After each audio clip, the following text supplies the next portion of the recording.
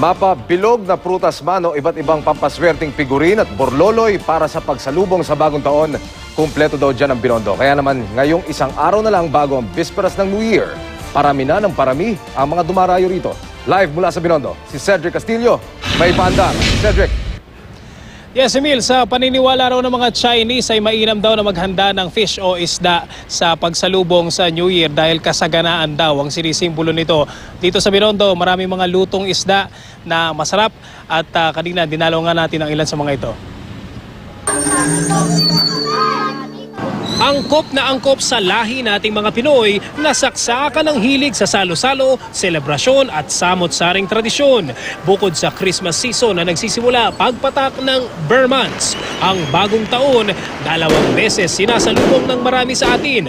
Pero bago pa man ang New Year ng mga Chinese, sa pagpapalit ng taon sa unang araw ng Enero, handa na rin ang Binondo. Isa man sa mga pinakalumang sulok ng Maynila. Pagdating sa pamimili, hindi raw na pag-iiwanan. Kaya ang pamilyang ito, ginagawa raw tradisyon ang gumala sa Binondo. Tumitingin na ng mga pangregalo sa New Year, saka kung anong bibilin. Saka titingnan din yung Chinatown mismo. Actually, last New Year we spent here. After New Year, dito kami. Maganda kasi dito for New Year din kasi festive siya. Sa mall kasi ano siya yung mall naman typical lang siya. Ito kasi may history. Mula sa kung ano-anong mga bilog na iyahanda sa hapag hanggang sa mga figurin, burloloy at iba pa, kung ang hanap daw ay hatid swerte ngayong bagong taon, huwag daw kalimutang mamutahe ng isda. Ang isda po ay simbolo ng abundance, hindi po tayo nauubusan ng swerte or pera. Nakilala namin ang super cook na si Elmer, kung putahing isda rin lang na hinahanap daw ng panlasang Chino at swak din sa timplang Pinoy. Heto ang simpleng recipe, steamed lapu-lapu with sesame soy sauce. Lalagyan ng luya. Luya. Nilaga.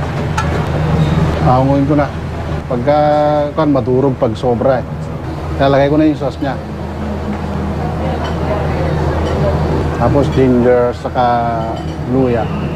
Ginger, saka leeks. At dahil New Year, huwag daw kalimutan ang pasabog kusina style. 1, 2, 3.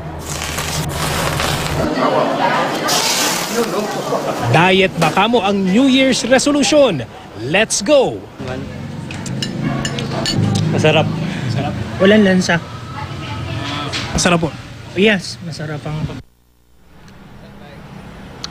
Emil, ayon sa mga nakausap natin, bukas ay inaasahan na dadagsa o maraming mga tao daw dito, particularly dito sa Ongpin Street, dahil mga habol lang pamimili. Pero sa January 1 daw, meron pa rin naman daw mga mangilan-ngilan na mga establishment o mga tindahan na mananatiling bukas. Emil?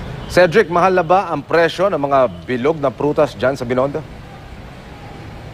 Ayon sa mga nakausap natin na hindi naman daw nila nakikita na magtataas. Normal pa rin daw as compared dun sa mga before. Pero posible daw na bukas, depende dun sa magiging supply, dun sa magiging dagsa ng mga tao, pwede daw na tumaas ng bahagya. Pero titingnan pa rin daw dyan, depende kung gaano nga yung dami ng mga pupunta dito para mamili. Pero sabi nga naman, nakausap natin, mukhang bukas marami raw na hahabol para mamili, Emil. Maraming salamat, Cedric Castillo, at sa iyong paandar.